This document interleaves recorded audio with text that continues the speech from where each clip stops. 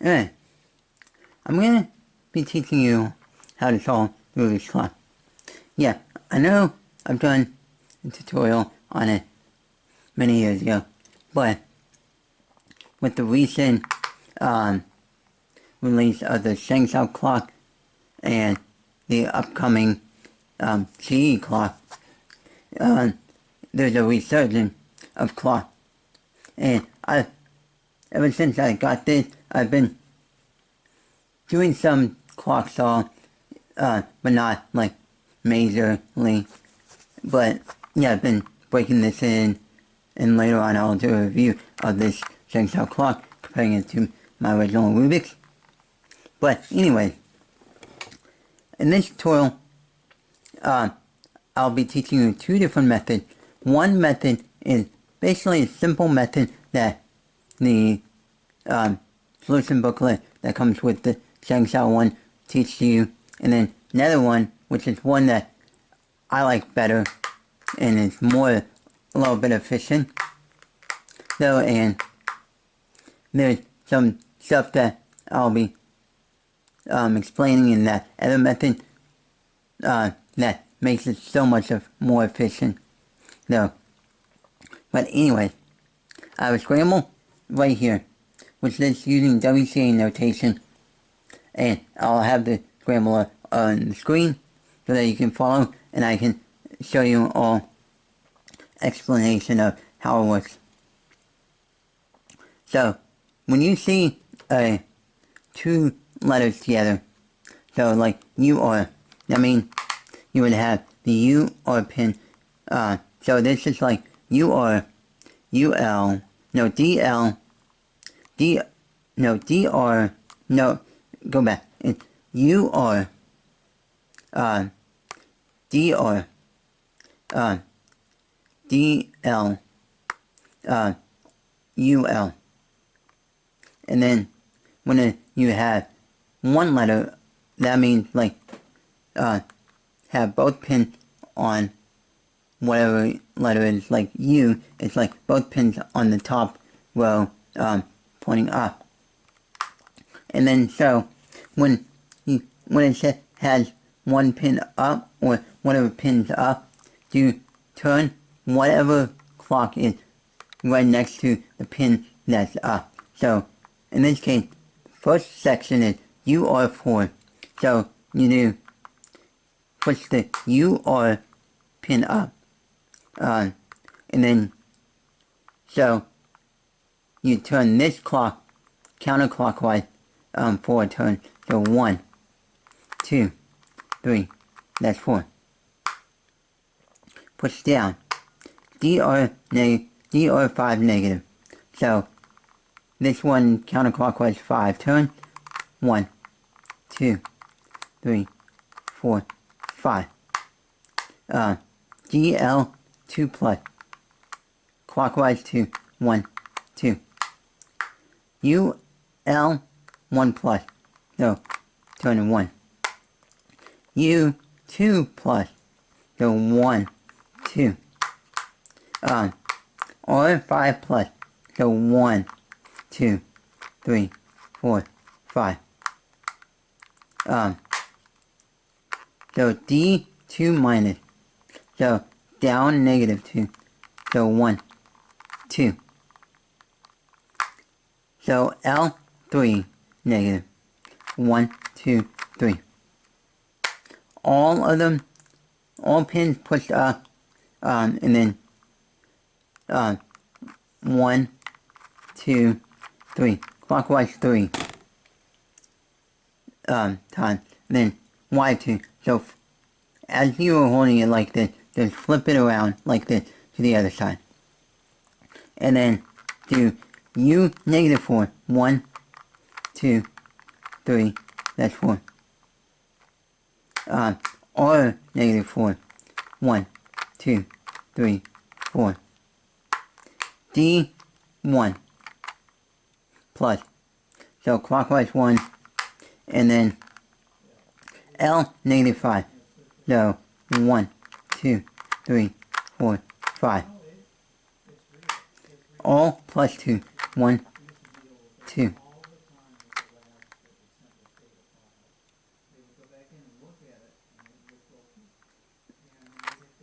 that doesn't look right. No. But, yeah. I don't know what I did wrong, but that does not match up with that other clock. But anyway, it's close enough. Yeah, I got it close enough.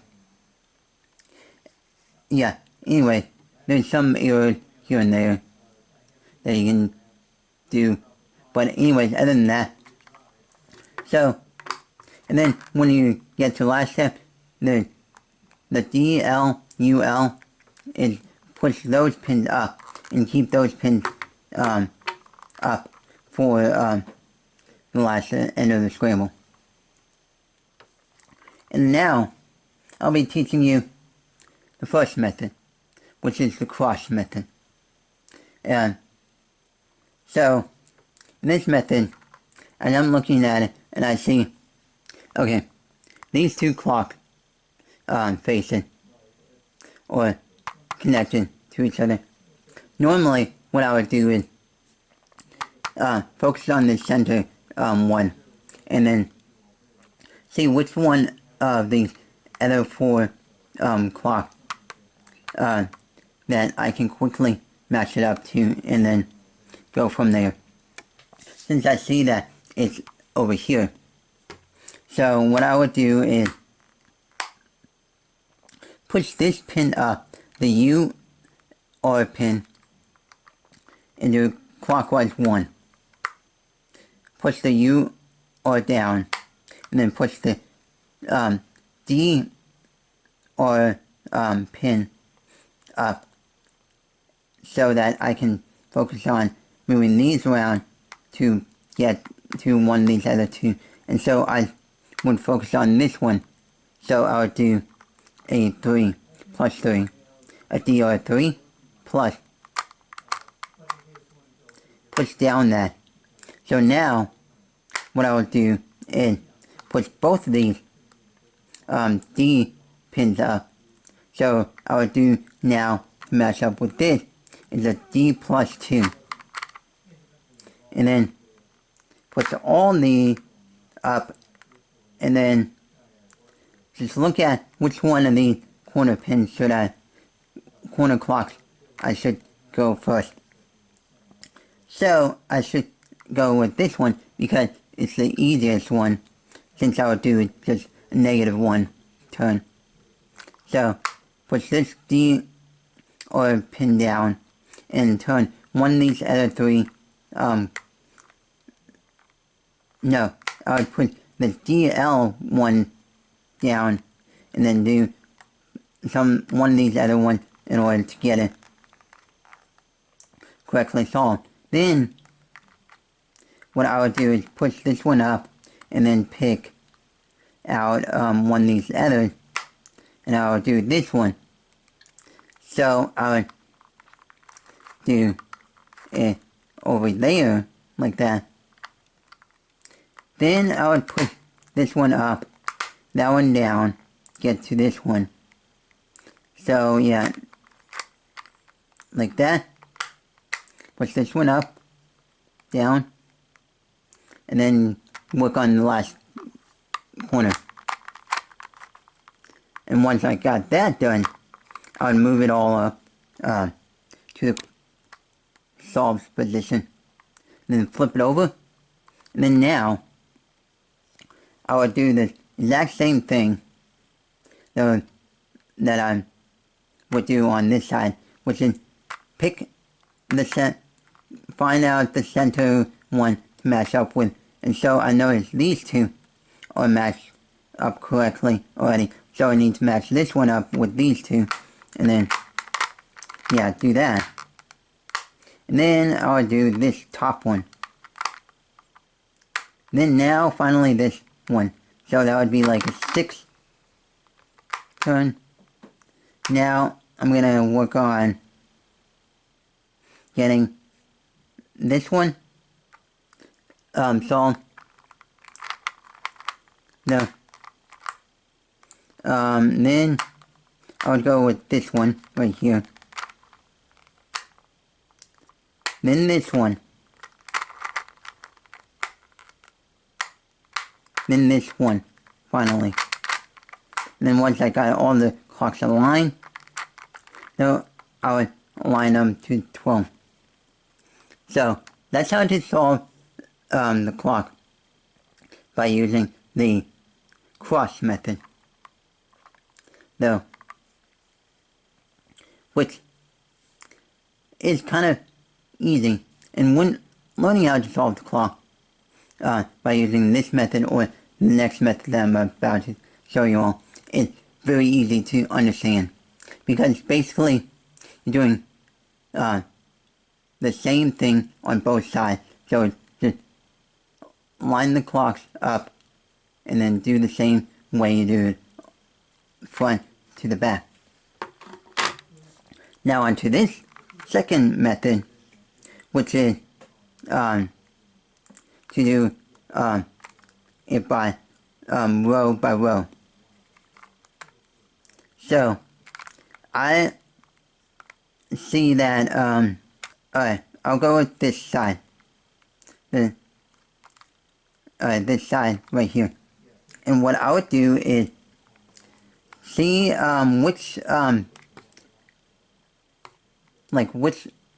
pick this one, this middle clock on the top row, and see which one has the least amount of move or turn that I would do in order to get it to matching up with one of these other two. So in this case, I would have to do a +3 to get it to here, or a -2 to get it here. So I would do a -2 there, and then a +3 to get it over there. Now that I got that, I align all of them correctly. And now, in this case, on the middle row, here, I would do the middle center clock face match up with one of these other two. So it's a +2, no, a 1, +3 for this one, or a 6 for this one. So I'll go with this one. So, yeah, did that. And then now, I'll do this 6 in order to get them all aligned, and then pushing them up like this. And then now, in this case, what I'm going to do is push all these 6 clock faces and line it up with this one right here. So I have these two, the U's, pushed up, and then turn the clock around so that it matches with this bottom cross like clock.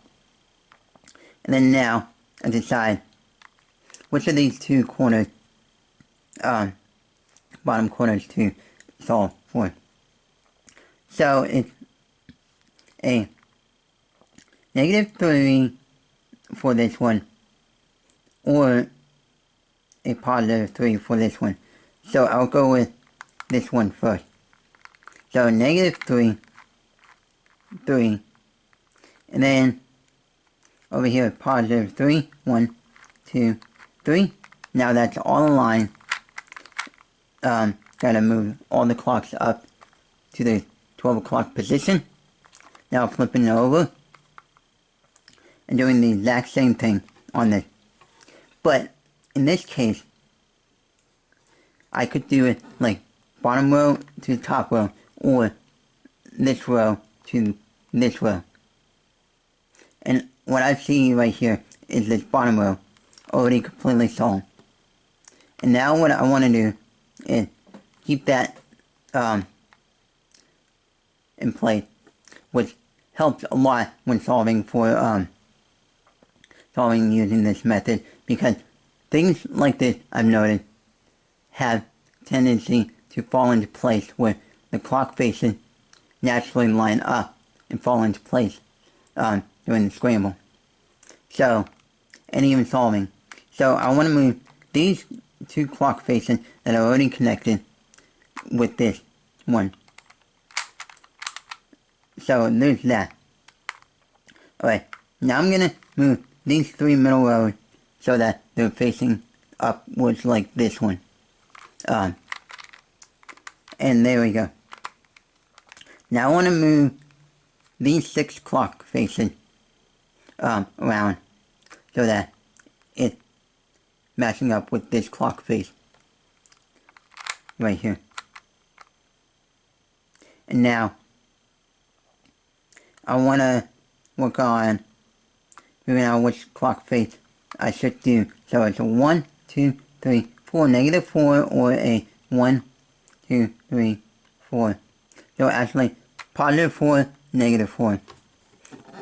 So I would do this one over here. And then finally, this last clock face. And then put them all lined up correctly. And so that's how to solve it, the clock with the row by row method. With the row by row method, I've noticed had, like what I said a little while ago, is that while solving it, these tendency, the clock faces tendency to connect with each other and have, like, it's either when you're scrambling it, solving it, the thing is that for rows, it's like either all three or not even aligned properly, where they're not facing the correct position. 2 of them are in the correct position, which is either the 2 outer ones or the centermost one with an outer one. No, or even like in a really rare lucky case, is all 3 of them are aligned.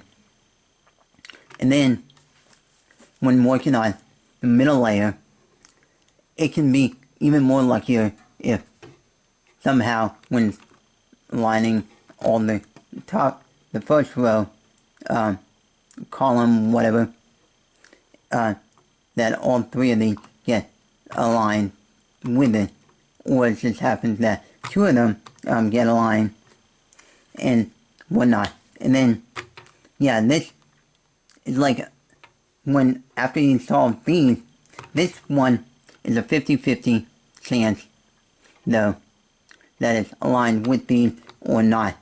And then it will be also another 50-50 chance that these will also get aligned with these. It's a chance. So it's like a 30% chance, though. So, and really, the rarity of having them all solved at once after you do the middle row is very rare. Yeah. But anyway, I hope you enjoyed learning how to solve the clock and get interested in actually really finding the clock and actually learning how to solve it.